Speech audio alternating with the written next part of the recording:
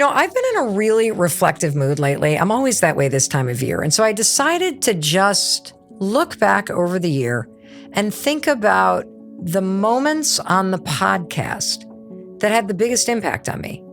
The ones where I was really moved, or an expert challenged me to think about a topic in an entirely new way, or they shared a tool that fundamentally changed my approach to something. And so I've decided to gather up my favorite moments today and share them with you. And you're about to meet the 6 experts, and you're going to hear the moments from the Mel Robbins podcast that fundamentally changed my life. And I promise you, they're going to change your life too. Hey, it's your friend Mel, and welcome to the Mel Robbins podcast. It is always such an honor to be able to spend time together with you. And today in particular, I think our time today is going to be extraordinarily moving. And the reason why I'm saying that is because I have been thinking a lot about the last year on the podcast. And I wanted to compile the top moments with experts on this podcast over the last year that truly moved me, that impacted my life, that made me look at a very important topic in life in an entirely new way, that inspired me to change something, not just like change it, but to change it for good.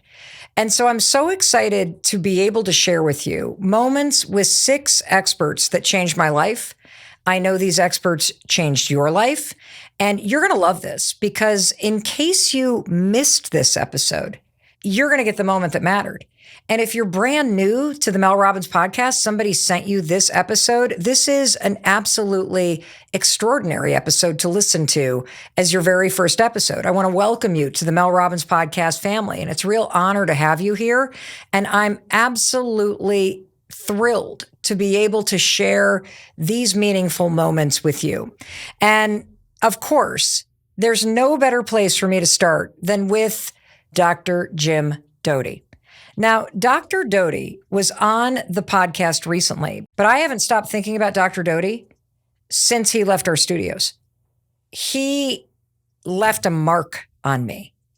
Like, the kind of person that your heart is just never the same. You don't even have to spend a long amount of time with them. You're just forever changed by their presence, by the interaction that you had with them, by something that they shared. And that's what happened for me when Dr. Doty hopped on a plane and flew all the way across the United States to join me in our Boston studios. And let me tell you a little bit about him, and then I'm going to tell you about what you're going to hear. Dr. Jim Doty is a pioneering Stanford neurosurgeon. And by pioneering, I mean the man has actually created a spinal surgery technique that has transformed spinal surgery. He's also a world-renowned neuroscientist. He's founded a bunch of companies. He's also the founder and the director of the Stanford Center for Compassion and Altruism Research and Education, and the former chairman of the Dalai Lama Foundation. Now, Dr. Doty was in our studios to talk about his work and research on the topic of manifesting. That's right.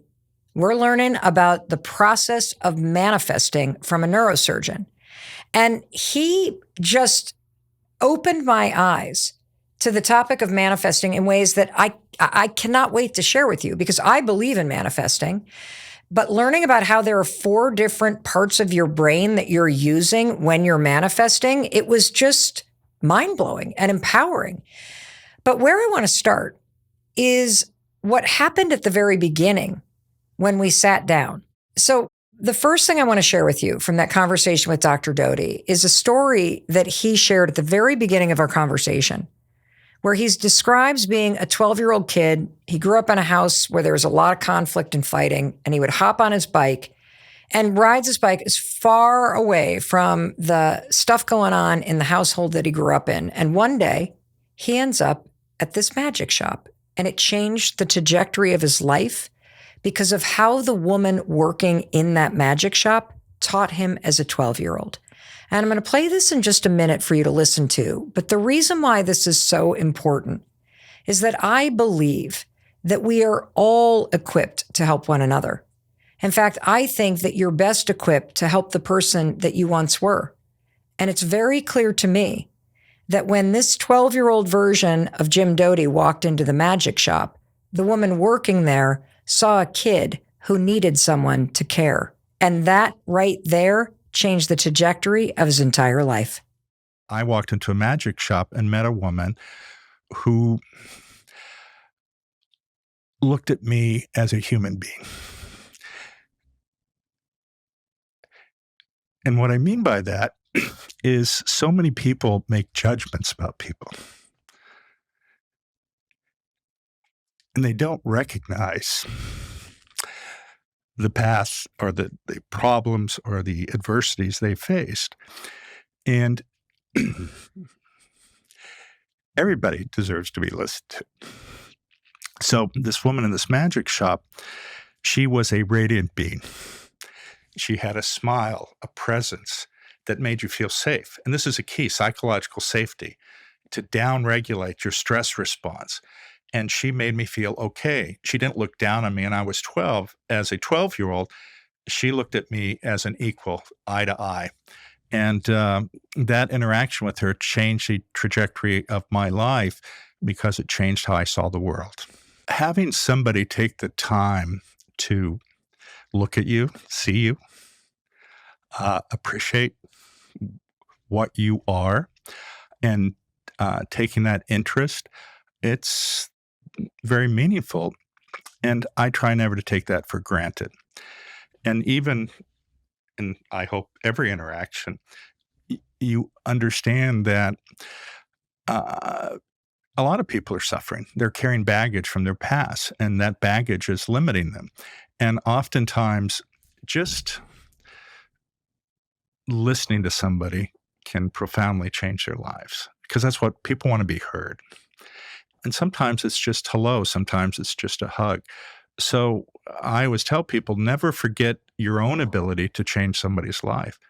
And also to recognize that oftentimes how somebody is interacting with you has nothing to do with what's going on. It has to do with the baggage they're carrying. And so give people a benefit of a doubt. And so, you know, if you grew up in a background like mine, typically there are two paths. One is the path you become an alcoholic, drug abuser, have mental health issues. The other issue, overexcel, right? Overachieve. Then the path of the overachiever gets bifurcated. There's one group who say, nobody helped me. I did this all myself. I'm not going to help anybody else. Then you have the other group, which I probably typified, maybe excessively, where I understand the pain people go through. And very deeply. So I'm very attuned to that. It's beautiful. You know, it really moved me to see just how in tune he is with this simple idea that everyone deserves to be seen. And I want to underscore something, and it's this. Never forget your own ability to change someone else's life. I really do believe you have the power to help yourself and to help someone else. And that's one of the reasons why I show up here every single week. And it's why I'm so grateful that you and I get to spend time together, because that's what we're doing. We're helping one another to feel seen, to understand the simple things that we can do to lift each other up. And so once I wiped away the tears, we got down to the topic that Dr. Doty was there to talk about, which is manifesting. Now, manifesting is something that I believe in, and it's not just closing your eyes and hoping that a pony shows up. Manifesting is the process where you intentionally align your thoughts with what you truly want in life. And when you do it properly, you are programming your mind, your body, your spirit, your nervous system, your brain to help you get these things. Doesn't mean you don't do the work. It just means you're aligning your own body and mindset to help you do the work. And I love manifesting. It is a tool that I use. But Dr. Doty was the very first person to point out a huge mistake that everybody makes when they're manifesting. And he's a neuroscientist, so he can not only explain the 4 different parts of the brain that you're using when you're visualizing and when you're thinking about and allowing yourself to feel the things in your life that you want to have happen. But the major mistake that we're all making, oh my gosh, wait till you hear this. You're manifesting when you're stressed out. Like you're driving to work and traffic's all backed up and you're gripping the wheel and you're closing your eyes as traffic's stopping. You're like, I just want a beach house and $1 million. Doesn't work that way. Doesn't work that way. If you're single and you're like constantly bummed and on edge and, you think dating's toxic and you're allowing some stranger who just ghosted you to deplete your self-esteem, manifesting the love of your life, not going to work. Dr. Doty said, and this is something I'd never known, that in order for you to manifest properly, you have to be calm, which to me makes sense, but it was also a revelation. Wow. Who knew? Well, I guess we do now. And so I want to bring you to the point where Dr. Doty has explained, no, you got to be calm. And this is the part people miss. You want to manifest something, you got to get intentional about what you want. You got to drop yourself into a calm state. And then that's when you start to write it down. That's when you visualize it. And so I asked Dr. Doty, you're like the king of this stuff, and you're a neurosurgeon and neuroscientist. So tell us, what's your process? What do you do when you wake up to put yourself in a state to manifest? Because he had explained, I manifest from the moment I wake up. I'm like, okay, well, help us do the same thing. And this is what he said. So let me start with the morning first. Every morning I wake up and I sit at the side of the bed and I do a breathing exercise. And the very nature of that breathing exercise shifts me into the parasympathetic nervous system. And what is the breathing exercise? It's just slowly breathing in through the nose, holding it for 4 seconds, slowly letting it out. And I do this for a minute or two. You can sit, you can lay down. There's nothing that is prescriptive. And this is where people get lost about mindfulness practices. They somehow think you have to sit like a Buddha and do this, and they get all anxious about it. There's no reason to be anxious at all. It's just to find a place where you feel comfortable.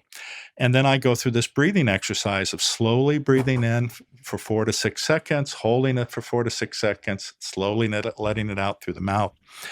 And then that shifts me into the parasympathetic nervous system, or strengthens where I'm already at. And then I think of the joy and awe of being in this world. And I just sit with that for a minute or two. And that centers me for the day. And if I'm centered looking through that lens, then that actually creates the environment for me to manifest, because I am in the right mindset. I'm calm, I'm thoughtful, I'm thinking about others, I'm not self-focused. And the very nature of that allows me to manifest. Now, I was going to mention in the evening, all of us have goals, all of us have intentions. And you can prioritize them from ones that are mildly important, moderately important, incredibly important, and the time frames. And then you focus on them. And what I will do is I will, again, write them down, whatever the top 3 are, and then I'll go through the exact same exercise I mentioned, which is to write them down, to repeat it silently, to repeat it aloud, to see it happening, and over and over and over again. All of those things strengthen the power and put you in the right mindset to have the greatest likelihood of you manifesting your intention. And the very nature of that puts you in the right mental state, where you don't feel you have to hide yourself, where you don't feel that you have to put on a show for everybody about how successful you are, and where you're just feeling comfortable with who you are and accept yourself. And the hardest part for so many people is accepting themselves as they are, not be lost in how they want to be or lost in what could have been. And this is also a thing that distracts you from the energy you have to change things. Because if you spend 80% of your time on the past and a future that hasn't happened, lamenting, then you can never be present to actually make things happen. And this is the key. You have to be present. You have to be authentic. You have to understand your past. And you have to understand that when you want something to manifest, yes, it is a future intention, but it's not something to get lost in. It's something simply to sit with instead of be pathologically focused on. As an example, I'm sure you've seen people who have sacrificed everything to get to the top of the mountain. Well, they've sacrificed everything to get to the top of the mountain to stand there by themselves. Well, what was the purpose of that? Our purpose in life is connection. It's not to so be focused that you don't have any connections and you're walking alone. It's to connect with people. I mean, many of the aspects of what we're talking about are the journey with others, not necessarily standing by yourself. I love that. I love that you can not only use neuroscience and these simple techniques to calm yourself down and then leverage the power of your brain to start to imagine the things that you want in your life, but that there's also this reminder that everything in life is way better when you're sharing it with other people. And that's why I wanted to start with Dr. Jim Doty. I mean, I just have not stopped thinking about him since he walked out of our studio. I feel like the exact same things that he's just shared with you about your ability to help another person is why you and I are here. It's why you're sharing these episodes. And it's why I'm so proud to call you my friend. And I'm also grateful that, you didn't see him if you're not watching on YouTube, but he's like this tall guy with white hair and these big black glasses like mine. And you can tell he's just like super confident. And if you saw him at a cocktail party, you would never say to yourself, oh, that's a dude that manifests. So to have him sit down and be so emotional and moved by how much suffering there is and how it doesn't have to be that way, that there are simple tools that you can use, like manifesting, like calming yourself down, that can help you change the way that you think. It can help you see bigger possibilities. It can help you ease your own suffering. And I just am grateful that Dr. Doty took the time to be here to teach both of us that. And since one of my favorite moments ended with Dr. Doty reminding us that the journey of life is something that we're doing with other people, that brings me to the second person this year that has had a lasting impact on me. And his work centers around how to be a better communicator in a way that brings you closer to people and allows you to have the hard conversations. Because the fact is, you got to have hard conversations to make your relationships better. And that person that I'm talking about is none other than the amazing Jefferson Fisher. Now, Jefferson Fisher is a seasoned trial lawyer, but he's gained millions of followers online because he sits in the front seat of his car in between his cases in court, giving straightforward, powerful communication advice. And what I love about Jefferson is he's got this just kind of soft-spoken way of teaching you how to be articulate and persuasive and tactful and to stand your ground, but in a way where you're not really realizing that's what he's doing. He doesn't raise his voice. He just kind of smiles as he's literally taking control of a conversation. And I've been following him for a long time, and I've watched him just explode on social media. And so I'm proud that he jumped on a plane from Texas. He came to our Boston studios, and he taught you and me how the power of what you say and what you don't say shapes who you are, that your words matter. And he is just the king of practical insights when it comes to how do you speak up? When do you stay silent? What do you do if somebody's gaslighting you? And my favorite topic that I covered with Jefferson is how do you actually set up a difficult conversation, okay? And it turns out I've been doing it all wrong, and you probably have too. Because when you think about having to sit down with somebody and have a conversation that you're really nervous about, and you know that's true because you've been avoiding it like the plague, you probably dance around it. Well, Jefferson says that's exactly what you shouldn't do. And so I'm going to have you listen to him. I want you to imagine you are about to walk into somebody's office and there's going to be that hard conversation in the room. And let's just say it's a topic of something that it's bad news. Put your mind wherever it is. And you walk in and somebody goes, so how are you? How are you lately? You been good? Pickleball games, all right? Well, that's good. Well, your family's good? Well, listen, hey, I have something that we've been talking about, and listen, I know it's not that big of a deal, and I want you to understand. You're making me panic Exactly. as I'm listening to you, Jefferson. Because it's that fear of the unknown, Mel, versus, let's say, the different scenario. Okay. You come in, say, thank you for meeting with me. Mel, I have bad news. You deliver that bad news. Versus, this isn't going to be a fun conversation. You say that. This isn't going to be fun for us to talk about. This isn't my favorite conversation to have. You prepare them for it. Often you're afraid to disappoint people. Mm-hmm. And what that really is you don't believe that they have enough emotional resiliency to handle it.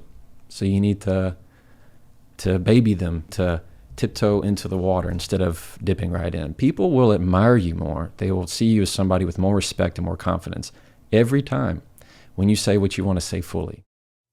I didn't even know what to say because he's right. And my entire life, I'm 56 years old, I have handled this wrong.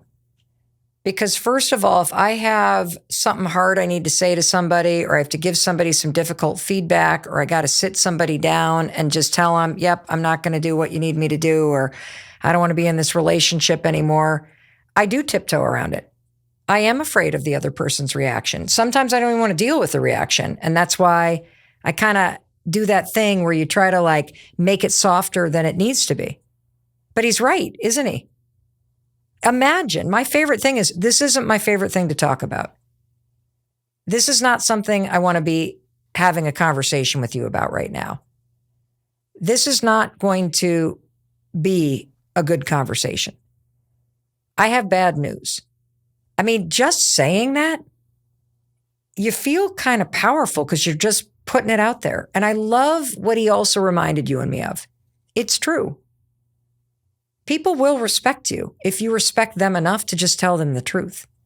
And when you tell somebody, hey, this isn't my favorite conversation, but I need to tell you the truth. What happens is you're also saying, I believe in your ability to handle the truth and I respect you enough to give it to you. And that was an eye-opener for me, and I've been using it ever since.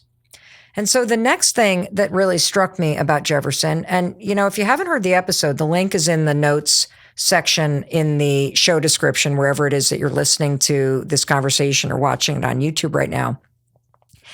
That tone of voice that he has, he didn't modulate the entire conversation. There's so much power in being in control of your words. And I don't know about you, but there are moments in life where somebody says something that's sort of like a backhanded compliment, or they are a little belittling. Like oftentimes I find that happens a lot, where people will make a remark about my success and then they'll kind of cut Chris down, my husband, and be like, must be nice to have your wife pay all the bills. And I've never known how to respond. And neither has Chris. When somebody kind of belittles you that way or says something backhanded, well, now I do. Thanks to Jefferson. And here's what he had to say is the way you need to handle it the next time somebody says something that you find offensive or belittling. When somebody is belittling you or giving you a insult, that hurtful comment, you make them say it again, because what they're hoping to do in that belittling comment is get that reaction out of you. And instead, you find a way to take all the fun out of it. So when you ask them to repeat what they said, you're not giving them that hit of dopamine that they're expecting from your reaction. They're not getting that response time from you. Instead, you're delaying that gratification for them. Then it's just not worth it. Then it's just not fun. And so when you ask them to repeat it, to say, I need you to say that again. We need to role play this. Sure. I'm trying to think of a scenario. Like you just said right there, you're still single. I need you to repeat that. Yeah.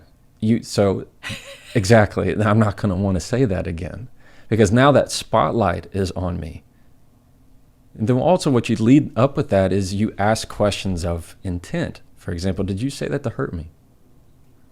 And now it's this mirror that they feel like, why did I say that? Oh, okay. And then they start to backtrack. Then you don't have to say anything. So if somebody says to you, oh, so you're still single? I need you to say that again. Most likely they're not going to say that again. But if they do, then you can even repeat what they said. I'm still single. That's what you asked me? And all of a sudden they realize this isn't fun. They're not going to ask that kind of thing again. Wow. Or you just ask that question of, did you say that to embarrass me? Did you say that to offend me? Oh, no. I didn't say that. What I meant was, and all of a sudden they're backing away because they know you're going to stand your ground. Tell you what, we're all taking Jefferson Fisher with us to every family interaction because, I don't know, we got instigators in our family, you know, the kind of people that, oh, I'm just kidding. Oh, I didn't mean it that way. You don't need to be so sensitive. I love this. I need you to say that again. I can't wait for somebody to turn to me and Chris and take a jab at Chris. Oh, must be nice to be married to Mel and not have to do anything all day. I need you to say that again. Are you saying that to belittle me? No. Like all of a sudden, it's not that fun anymore. Man, I love Jefferson Fisher. Don't you love Jefferson Fisher? He made a huge impact on my life this year. And so, wow, I think I'm going to talk in that slow kind of drawl that he has. That just feels powerful, doesn't it? Well, I'm going to tell you what else is powerful. And that is when I got to sit down with Dr. Rebecca Robbins. Now, Dr. Rebecca is a professor at Harvard Medical School, and she is a leading researcher on sleep and circadian rhythms at Brigham and Women's Hospital. Dr. Robbins has earned her PhD from Cornell and completed postdoctoral training at NYU and Harvard, specializing in sleep and circadian disorders. Now, if you wanted to see her in her private practice, like we're talking years to get into her sleep clinic. Her research is the research that people that write books about sleep are citing. So she is the OG when it comes to sleep. And one of the things that I noticed immediately is her voice is so soothing. I mean, we need a sleep app with Dr. Robbins' voice on it. But she showed up and shared actionable, science-based strategies that are going to help you have better sleep overall, that's going to boost your energy, your focus, and your overall well-being. And one of the things that she talked about, there are two moments that I'm going to share with you that really changed how I think about sleep and what I do at night to get ready for sleep. And the first thing that we talked about is that, you know, I don't know what you're like, but 10 o'clock is my bedtime.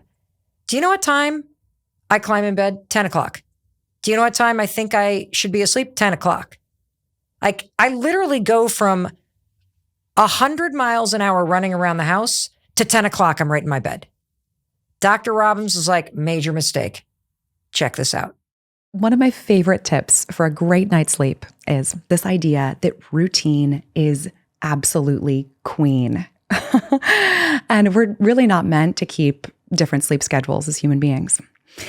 Falling asleep at 2 a.m. one night, 10 p.m. the next, understand how vitally important consistency is in our sleep routines. Because then our brain and our body starts to understand when it should be tired and, prepare for sleep and when it should be awake. And then it allows ourselves to better organize ourselves and get a lot out of our sleep episode. The best sleep comes when we're keeping our sleep times consistent. So falling asleep at the same time and waking up as close to the same time as possible. So is that takeaway number one, that climbing into bed so you have a consistent time that you're signaling that you're going to start the process of falling asleep, and having your alarm ring at roughly the same time is one of the first things that we want to do? Absolutely. And I think we're slaves to our alarm clocks. Yes. But we don't really talk about the wind down time. It's kind of like a fuzzy idea, a fuzzy game plan. It's not 10:30 is when I'm going to start to power down. I'm going to get off my phone. I'm going to boil a small cup of tea, herbal tea, and then start my bedtime ritual and wind down routine, which is an essential part of sleep. We always think, now's time. Now feels pretty good for sleep, but it takes time. Just listening to her, I'm like, I know she didn't mean it this way, but I'm like, Mel, you dummy. Like, why do you think you can sprint from the kitchen fully clothed in your clogs while you're texting your kids goodnight and turning off the lights? And then literally, do you get undressed by the side of your bed? I get undressed by the side of my bed. I do. And then I climb in and then I lay there. It's like, because there's no buffer. And when you hear her just kind of smile and tell you the truth and the science about needing a simple wind down routine, it just makes sense, doesn't it? And I thought, Mel, you deserve that. I mean, on the nights where you take a bath, woman, you crawl into that bed just like you did when you were a kid, all swaddled up and warm, and you just fall right asleep. Why are you not doing this every night? And so I asked Dr. Robbins, I was like, okay, yes, I'm in. I want that cup of tea. I want that wind down routine. And so I said, Dr. Robbins is one of the leading sleep researchers on the planet in clinical practice, running this sleep lab. What is your wind down routine? And just take a listen to what she had to say, because I think you will never look at your evening routine the same ever again. My wind down routine is one thing that I am very diligent about.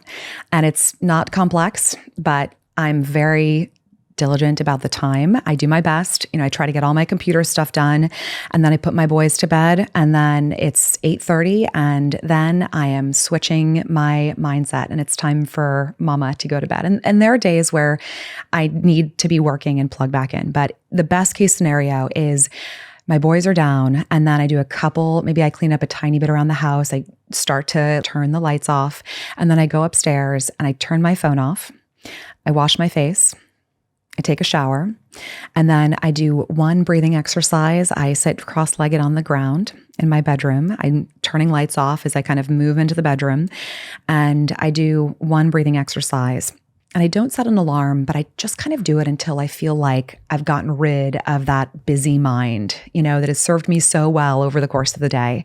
And sometimes that's 5 times on busier, more stressful days. Sometimes that's 7 rounds of this. But it's the military breathing technique. So I breathe in through my nose for a count of 4. I hold for 7.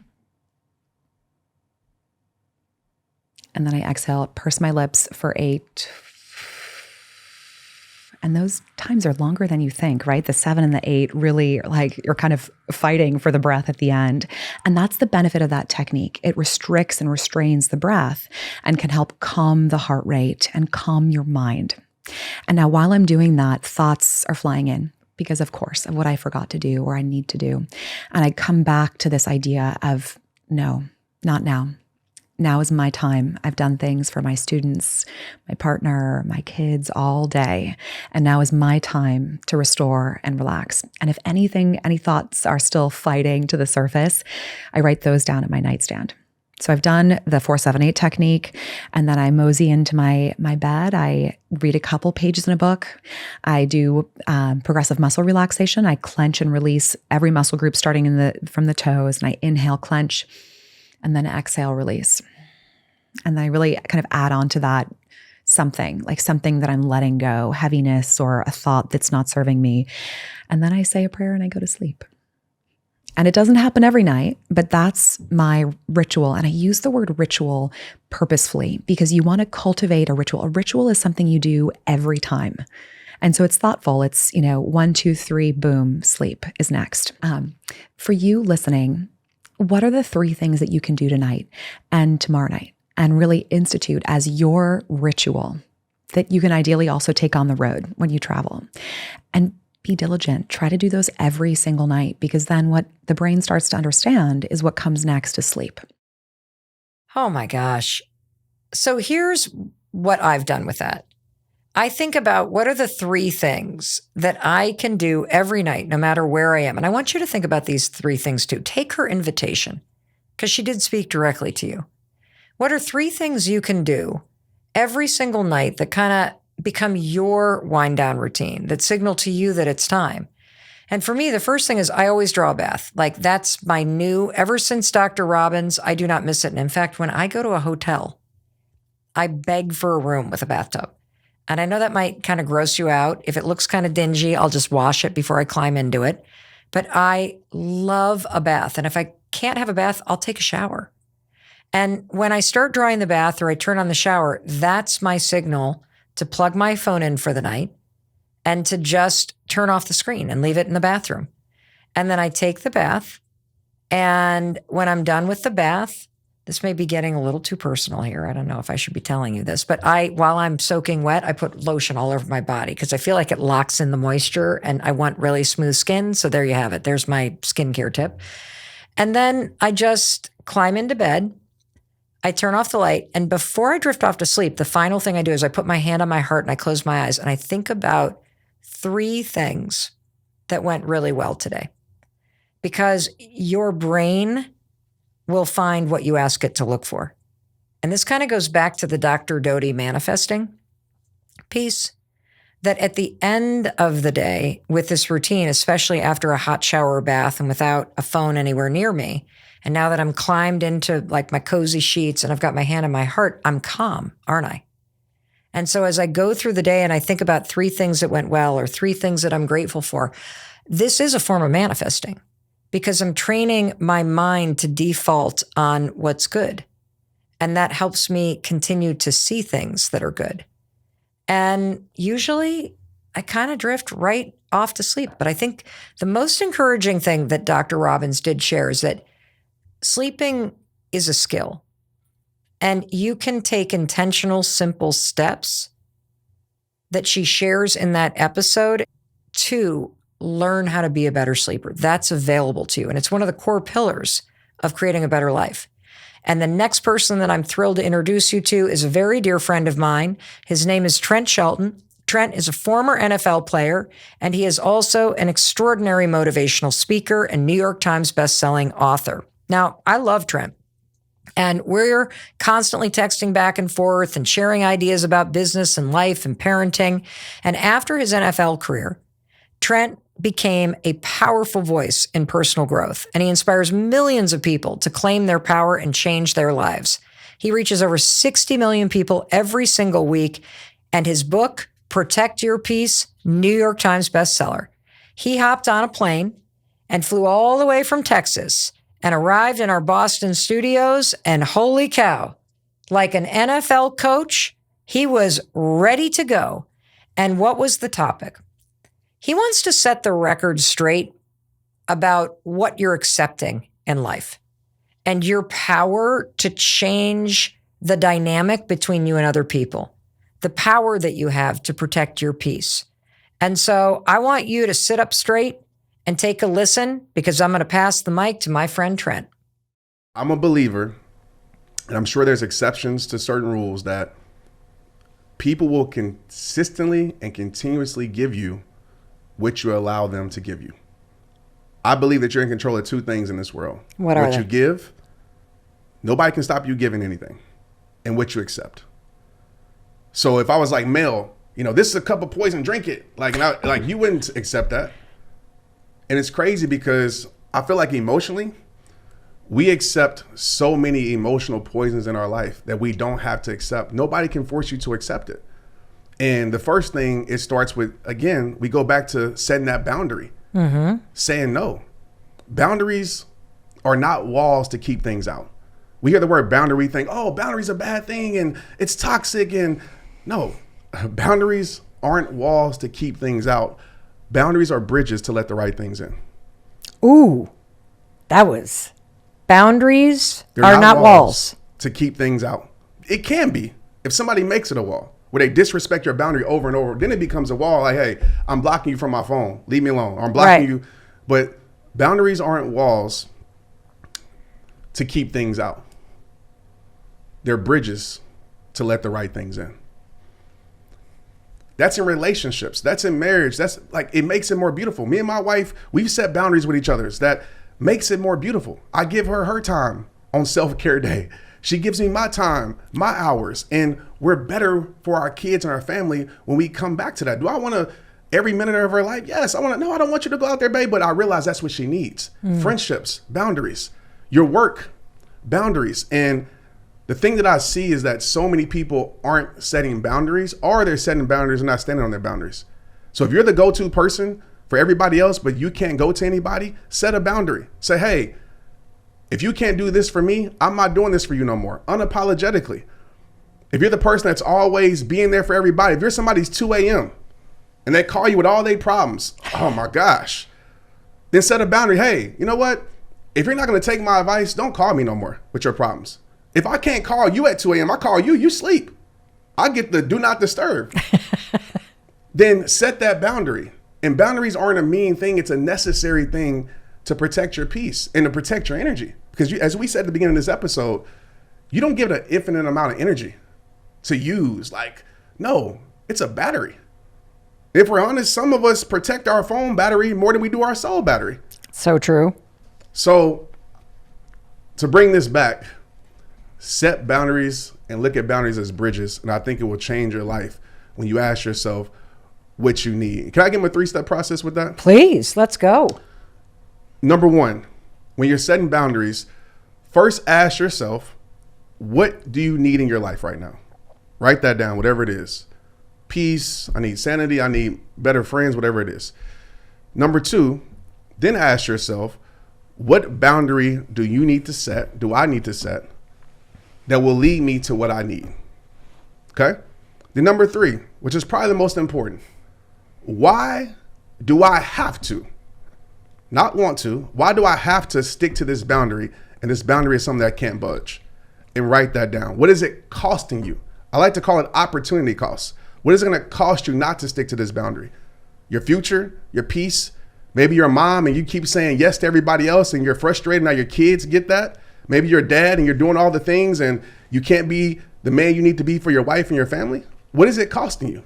Because it's costing you way more than you think. Get clear on that and start there. You tell people how to treat you by what you accept. You tell people how to treat you by what you continuously accept. That's right, Trent. That's right.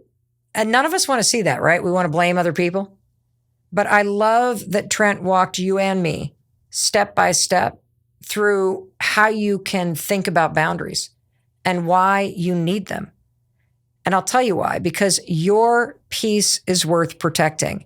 And the thing that I keep thinking about over and over and over again, did you catch that part where he talked about your energy is a battery?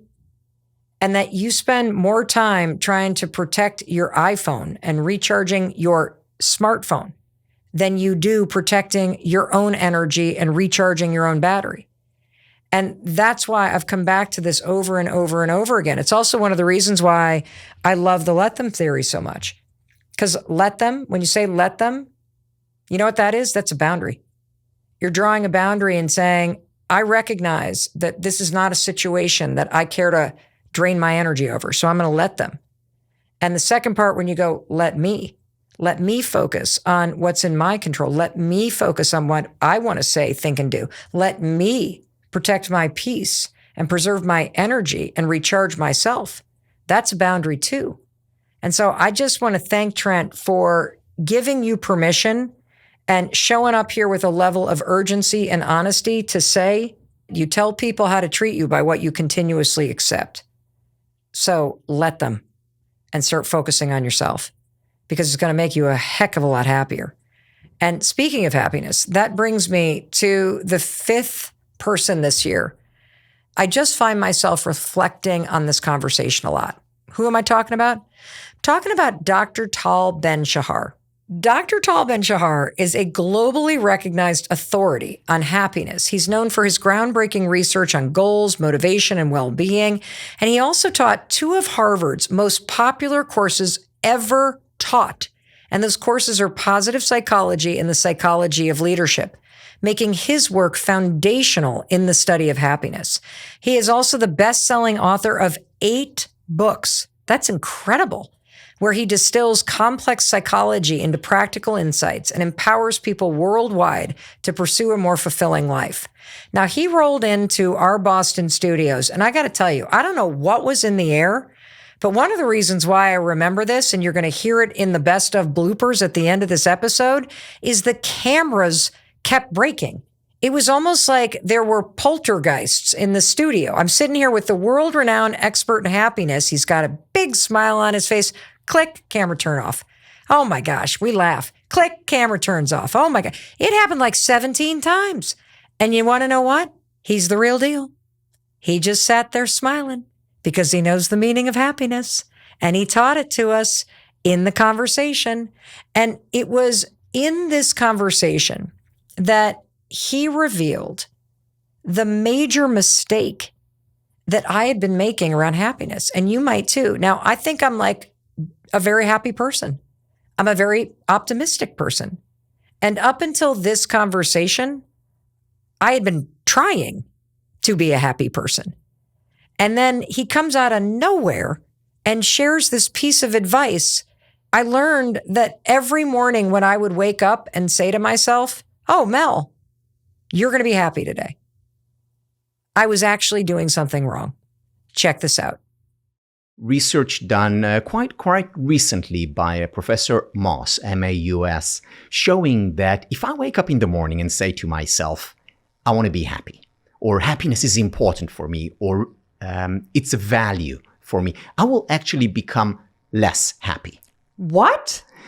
Wait a minute. Yeah, really? That was exactly my reaction. That's a problem. And I read about this, 5 years ago, and I said, but, that's what I'm dedicating my life to. Of course, happiness is important for me.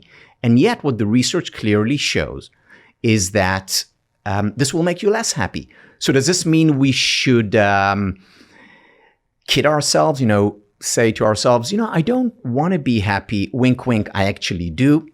Self-deception is certainly not the path to happiness. So what do we do about it? Well, let me use an analogy that was very helpful for me in thinking about happiness. Imagine you go outside. It's a beautiful sunny day, and you want to enjoy the sun. So you look up at the sun directly. What happens? You hurt yourself. It burns. It hurts. You tear up. So looking at the sun directly hurts. However, what if you take a prism and you break the sunlight, and then you look at what has just been broken? In other words, the colors of the rainbow. Then you can look at the sunlight and enjoy it, but you're looking at it indirectly. It's the same with happiness. Pursuing it directly and saying, I want to be happy. Happiness is important for me. That will make us unhappy. But if I break down happiness into its metaphorical colors of the rainbow and then pursue it indirectly, that is when I can actually become happier.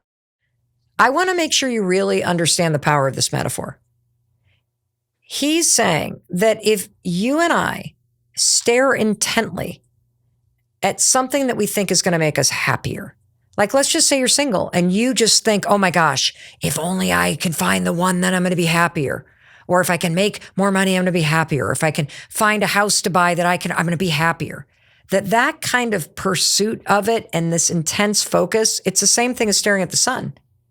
It creates blindness, makes you miserable. You see all these dots. That's not going to make you happy, is what he's saying.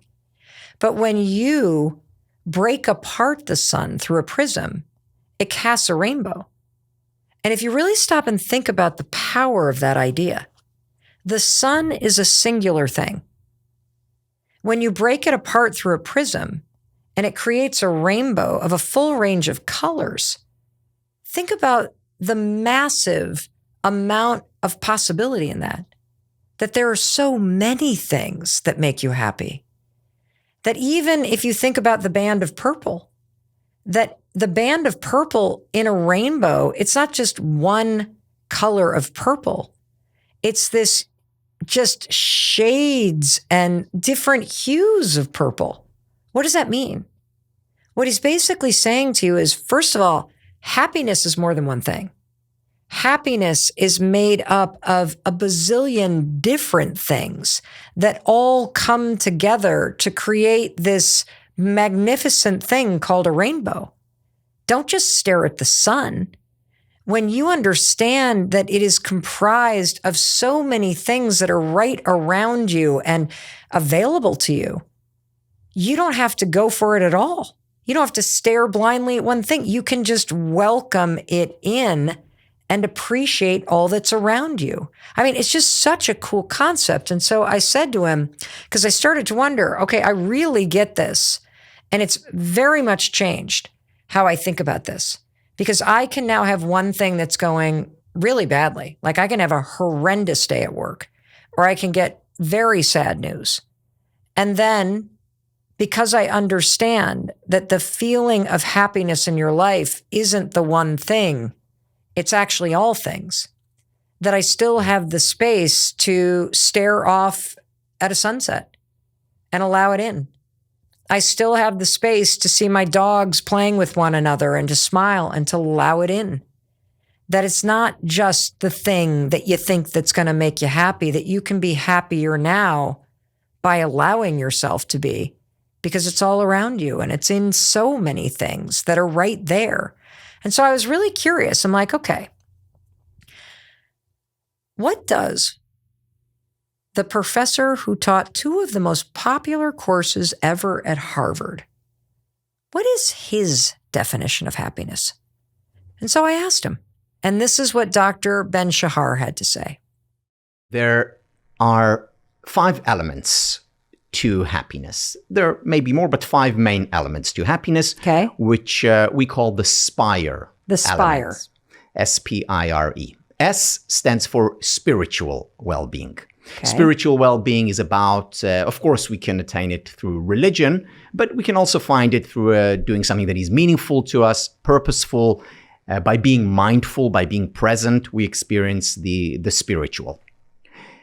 That's one of the colors of the rainbow. So if I wake up in the morning and say, I want to be happy, I'll be less happy. But if I wake up in the morning and say, I want to find something which is more meaningful to do, or I'm going to meditate for 10 minutes now, that is an indirect way of pursuing happiness. That's one of the colors. So that's the S of SPIRE. The P of SPIRE, that's physical well-being. Physical well-being is about nutrition. It's about rest and recovery, sleep. It's about touch. It's about what we eat. That, of course, matters. So if I start to exercise regularly, that's an indirect way of pursuing happiness. If I eat more healthfully, the same. Then we have the I of SPIRE. I stands for intellectual well-being. That's about curiosity, about asking questions, about constantly learning, about deep diving, whether it's into a text or a work of art or nature. And these are, again, all indirect ways of pursuing happiness. The 4th color of the rainbow, the R of SPIRE, relational well-being. Number 1 predictor of happiness, quality time we spend with people we care about and who care about us. So if I spend more time with my loved ones, indirectly pursuing happiness. And finally, the E of SPIRE, emotional well-being. Emotional well-being is, first of all, about giving ourselves the permission to be human. In other words, allowing the embracing painful emotions that are natural part of any life, even a happy life, sadness, anger, frustration. Allowing these emotions to freely flow through us paradoxically actually leads to more happiness. So these 5 elements of happiness, spiritual, physical, intellectual, relational, and emotional well-being, are the metaphorical colors of the rainbow. And when we pursue them, we're actually pursuing happiness indirectly and becoming happier. I love that. I absolutely love that. I guess he must be one of the most popular professors ever at Harvard, because I certainly learned a lot. And his perspective changed the way that I not only view happiness, but certainly how I experience it. While we're on the topic of happiness, let me just talk about something that can make you really unhappy. And that's not handling your money correctly. And it may surprise you that one of my all-time favorite moments of the entire year happened to be when I sat down with a financial expert. But I got to tell you, Tiffany's a genius. Like, you are literally going to learn you don't need discipline, you need automation. She's going to help you fight your humanness. She's going to help you figure out what are your wants versus your needs. She's going to make you think about a budget like your mother. She is also going to tell you there's a moment where it's the truth time, tissues and tears, baby. But most of all, she's a realist. She's been there. Her advice is hilarious and it works. So check this out. I want you to think about a budget the way what I say is like how you think about like your mom, right? So you've got 3 kids, right? Yeah. And so if like, say your son's like, oh, when he's little, Mom, can I have dessert? You'd say yes after you have dinner. Or if your daughter says, Mom, can I go outside to play? Yes, when you do your homework. Or, Mom, can we go on vacation? Yes, if we lower this, the light bill. So your budget is like your mom. She's there to say yes, when, if, after. So it's really a say yes plan, but one that's safely implemented so you can maintain the thing that you want, right? Okay. So you could call it a money list. That's what I usually start with because people hate that name. I like the name money list. Yes. What does a money list mean? A budget. Okay, I love this reframe because I hear the word budget and I hear no and restriction. And you're saying that the budget is how you say yes to what's important to you. Yes. It's not there actually to tell me no. It's there to find the yes in the safest way possible. So for somebody hearing you say that and they're like, but I've never made a budget or I've never stuck to one. I don't know what my budget should be. Like, where do you begin? Step 1 is to write everything down, just the words of what do I spend money on. Don't think about the month, just in general. So it's like, oh, the kids, oh, credit card, oh, grooming, going out. Like, I want you to just write the words. Don't think about the money, just words. Okay. So that's first part. Step 1. Yes. Then step 2 is now you say, these words on my money list, how much am I spending approximately monthly? Some stuff you'll know, like your mortgage or your rent. Some stuff you might not be sure. Go pull out your bank statement and see on average the last few months how much you're spending on groceries or eating out or grooming. Or electricity or water. Yes. Or any of those things that Yes. you don't even really think, oh my God, I got that bill. Exactly. So then that's within a month frame on average, right? Yep. So that's step 2. Okay. Then step 3 is to write down how much you make on average every month from all of your areas. So maybe you get alimony, maybe you get child support, maybe you have a job, whatever that is. How much are you making monthly? Then you add up, step 4, you add up how much you're spending monthly and subtract it from how much you're making monthly. I call that the tears and tissue step. Because usually people get there and they're like, can I have a tissue? And should you do this with a friend? Yes. Should we call Linda? Yes, Okay. get yourself a Linda. Like so literally. So when I used to do one-on-ones, we would do all of that, and people would be like, okay, and then I would literally just grab a box of tissues and just put it here because I'm like, it's about the waterworks. coming. It's Because coming. they added up. I remember it was a nurse. Oh, I'll never forget.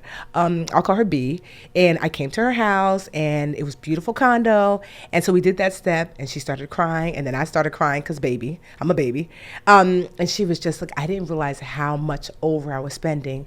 And she said, as a matter of fact, I can't even afford the air conditioning that's on. Can I turn it off? And I was like, yeah, yes. So we sat with the fan on because she just turned on the air conditioning because I was coming over. So I was like, turn off the AC. A fan is fine. That tears and tissue step allows you to see what do you need to do now. And so let's say you've done that, right? And you've made the money list. And you see what's coming in and what's coming out. You're like faced with the reality. Yeah. Tears and tissues. Yes. And you see that you are outspending every month what's actually coming in. What is the next step? The next step is I want you to categorize your expenses before you get to slashing and dashing, because that's what people want to do. I won't eat out. I won't. Yeah, I'm never going to eat again. Never going to turn the lights on in this house. Get the candles. So I'm like, categorize your expenses into 3 categories. 1, I want you to write a B next to all the bills on your list. So bills are, if you don't pay it, someone's going to come knocking on your door and say, where's my money, right? Yep. So put a B next to all those things. And give me an example. I know that sounds like a basic question, but is your mortgage a bill? Yes, mortgage is a bill. Rent, car note, your Student credit loans. card, student loans. So if you don't pay, you're likely to be sued. Think about that. Gotcha. Like when you were like standing at Walmart or Sephora and you're like, yeah, I'd like 10% off this. And then you're like, oh, wait, that's a credit card. Yes. That's a bill. Got So it. Okay. a B next to all your bills. Okay. And then, and those are really like fixed expenses. So that way you understand, right? And then I want you to put a U in front of any B that fluctuates based upon your usage. Oh, I love that. So I call these like the U stands for usage or utility. So your student loan does not have a U. Your mortgage or rent does not have Nope. a U. But the Water. Electricity. So Oh, your yeah, usage. Yes, the data on your phone. bill. Yes. And so it's important to separate those two because you'll see that I want you to understand the level of control you have on these expenses. And whatever is not a B or UB, everything else is a C. C stands for cash or choice, meaning that you have full choice of how you spend here. So grooming might be left over, groceries might be left over. How much eating out with friends? Yes. And so entertainment. Yep. And so now, before you get to slashing, I want you to ask yourself, where's most of your money going? For many people, most of their money might be going to the B's and UBs. But for some people, it's actually all the C's. Yes. So then we have to identify, do you have a don't make enough issue or spend too much issue? And so if most of your money is going to the B's and UBs, you might not make enough. So it's not about slashing because these are your bills, you know? But if most of your money is going to your C's, your choices and your cash expenses, then you probably have a spend too much issue. So now we need to slash. Yes. You know, because it's entertainment and grocery and all those things where your money is going. Because what I find is that frugal people want to get more frugal when things are tight. I'm like, that's not the answer. Right. You know, that instead, I want you to put your energy toward learning how to earn more if all of your money is going to your bills. Because we're cutting the mortgage. What are we cutting? That's true. You know, one of the things that I worry about, and I'd be curious to hear your perspective, is that you and I both had the experience of being in college, and it's that opening week, and literally at the opening registration fair, there were banks with credit card tables. You get your Snickers bar when you sign up for one, and then it's free money. But I worry a lot about the fact that in today's world, particularly for people who are in their 20s and 30s, that social media has become like shopping with a click. And you and I had to leave our house to go spend money back in the day. And when I think about TikTok or Instagram, every other freaking suggested thing has a shop now button. And stuff gets sent to your house. And have you seen a big increase, because you've been doing this for a while, in people in the spending category? That spending has gotten so easy because of social media. It's always in your face. You always see what you're missing out on. There's an influencer that has the product for free who's like, this changed my life. And oh, click, click, click. It's 11:30 at night. So do you see a spike in this, or is Absolutely. Overconsumption is the new way. We all have so much that we don't need. I mean, even sometimes I'm like, Tiffany, you do not need like another, like you don't even vacuum. I'm like, but that one is so cool, you know? And I'm like there's this influencer who I follow who I love her because it's so aesthetically pleasing. Yes. But you know, the ones that were like everything in the kitchen is aesthetically pleasing. Yes, this is these Amazon Yes. shops. Like, So yes. I can click through to my Amazon Yes. thing. So it's I like got this all for free, but I'm going to make money on you buying A it. container for the container. Yes. It's like, well, who wants to eat cereal out of a cereal box? We want to eat it out of an aesthetically pleasing glass container. Yes. Like, do I need an aesthetically pleasing? You don't. Yes. You know, so it is really hard. So that's why I don't believe in leaning so heavily on discipline when it comes to financial, like stick-to-itness, you know? What do you believe in? That I believe automation. That's the new discipline. That if we can put systems and automations in place, it will help to safeguard you because you're human. Yeah. So we're not here to fight against your humanness. Right. You know, I'm like for budgeting, for example, I do this thing where I call it budget without a budget. You go to HR, you say, hey, HR or payroll, I want to split my money before I get my money. Oh, so you at your company yes. level. Yes. You basically say X percent Yes. of my paycheck is going to go into checking account. Yep. Do you have a particular percentage in mind? Well, the good thing is people ask me that all the time. I'm like, well, we don't have to guess. Money list is right there saying, Oh. hello, we know how much you need to put in here. You know, as I'm listening to her, I'm just smiling. Doesn't she make you want to do a budget? You better believe she does. And she's going to help you automate it because you deserve to get good with money, and she's going to help you how. And so I hope that is a episode, and that segment is something that you share with everybody that you love, because everybody needs to hear it. And it's fun to listen to. But that wasn't the moment that just rocked me to my core. It was at the very end, after we had spent an hour and a half talking budgets and bills and bankruptcy and automation. I asked her, Do you have any final parting wisdom that you'd like to share? And I did not see this coming. Well, I don't know if you know this, Mel, but 2.5 years ago, my husband passed away suddenly I did not know that. from an aneurysm. So That sucks. And so one thing I learned from that, aside from the financial component, which is that we did, I want to say 85 to 90% of the things right.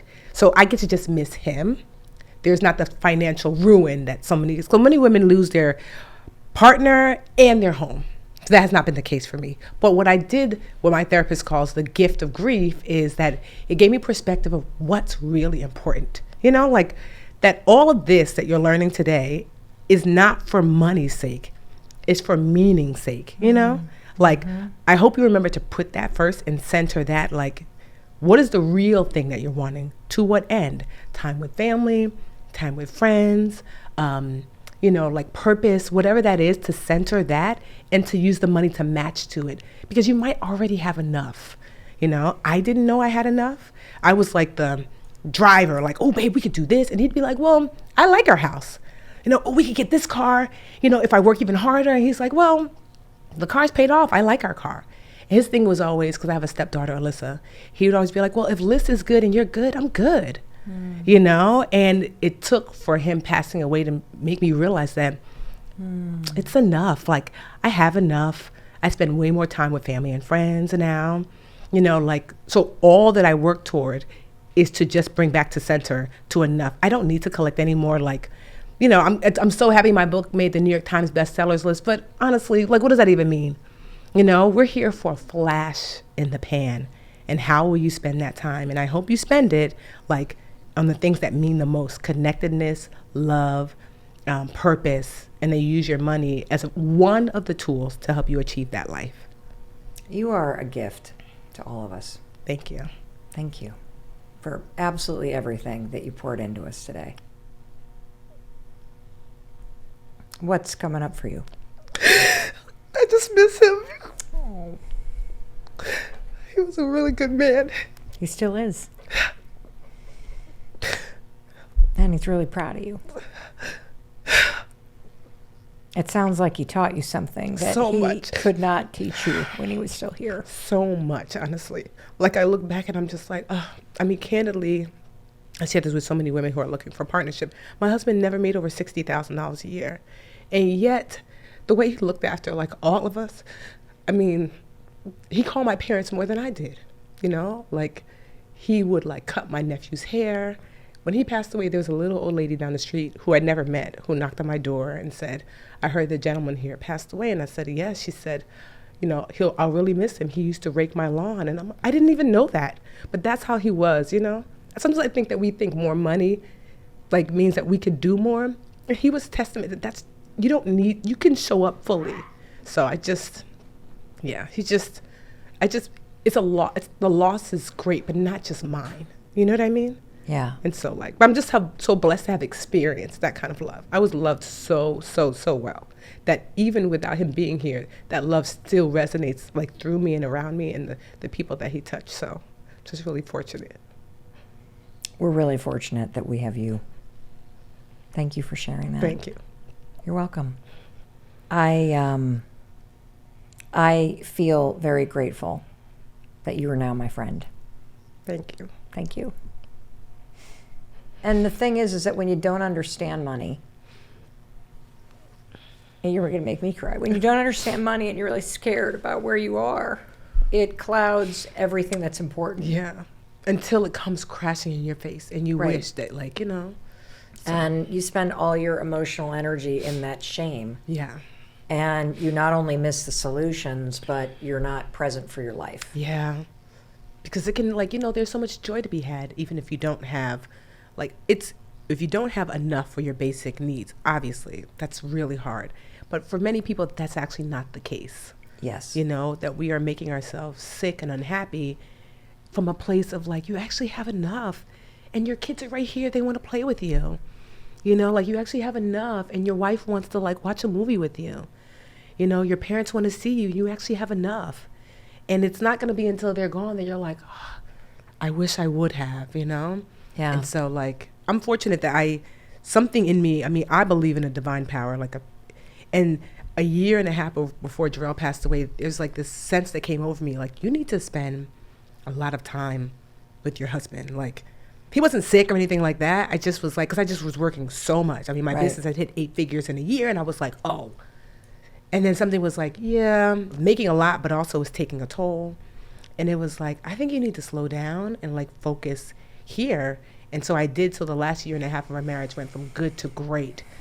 And I'm so grateful that I listened to that inner thing. That's to Tiffany. So we had like Friday date nights, you know, like I didn't work on Fridays, and I would stop working at 5 because he got off at 5 so we could hang out after work. I wasn't doing that before. I used to work from like, 7 to 10 every day, regardless, And so I look back at the time and I'm so grateful, that like he always loved me well, and I got to really love him well in that time, And so there's not much I regret other than I just wish she was here, obviously, but I think about our love. I think about all the things that we did together. That's beautiful. So yeah, but it's just, yeah. Oh, I'm sorry, guys. I know. Why are you apologizing? No, because I just don't want to bring the energy down. You didn't. You lifted it up. Thank you. You made it way more important, honestly. Thank you. No, thank you. Thank you. And it wasn't just a moment that moved me. Thousands of you took the time to write to me about it. I'm not even talking about the number of you that commented on it, or that left reviews about that episode, or shared that episode with the people that you love. Thousands of you from around the world took the time to write to me at melrobbins.com. I mean, within days, they just came pouring in. Comments like this one from Jennifer. The last few minutes of this hit hard. My husband was a financial advisor for a large firm, and he had a lot of similar philosophies as Tiffany. My husband also passed away last year. When she broke down, I felt it hard. She is so right about spending money on memories. I'm planning a big trip, an expensive one, with my sons, because we've gone through a lot with the loss of their dad. It will be so worth every penny because we will remember it forever. Our family was so focused on saving and paying off debt that we didn't make those amazing family memories when he was alive. And I don't want to leave this earth without my kids having those memories with me. It makes you really stop and think, why are you working so hard if you never stop and allow yourself to actually enjoy it? I will never forget that conversation with Tiffany. And it has fundamentally changed the way that I think about money, the way I think about the importance of memories and time with the people that you love while you have it, and slowing down and allowing myself to enjoy the time that I have, that rainbow that Dr. Tal Ben-Shahar was talking about. Because as I often say, there's an invisible clock that none of us can see. And so while you still got the time, I deeply, truly hope you choose to make the most of it. I want to thank you from the bottom of my heart for spending so much time with me this year. It's such an honor to be together with you, to take walks with you, to ride in the car with you. And I do not take your trust or the fact that you spend your time and your energy with me lightly. It is one of the greatest gifts that I've ever received in my life. And I'm going to do everything I can to make everything that we do next year even more amazing than the topics that we covered this year. And in case no one else tells you, I wanted to be sure to tell you that I love you and I believe in you, and I believe in your ability to create a better life. And one of the things that is extraordinarily clear from all of the experts and the time that we've spent together this year is that allowing yourself to enjoy what you have is one way that you can create a better life right now. Alrighty, I'll see you in the next episode. And thank you for watching all the way to the end and for being here for this year of extraordinary Mel Robbins podcast episodes. Thank you, thank you, thank you. And thank you for sharing these episodes with your friends. It means everything to me. One thing I want to ask of you, if I've ever made a difference in your life, if I've ever helped you out, I would love it if you would hit subscribe. And here's why. It's free and it's a way that you can support me. And I know you're the kind of person who loves supporting people who support you. So thank you, thank you, thank you for doing it. It just shows me that you really enjoy what we're putting out. It supports the team and our ability to bring you more videos that help you change your life. And I know you're probably thinking, okay, I hit subscribe, Mel. Tell me what video to watch next. You got it.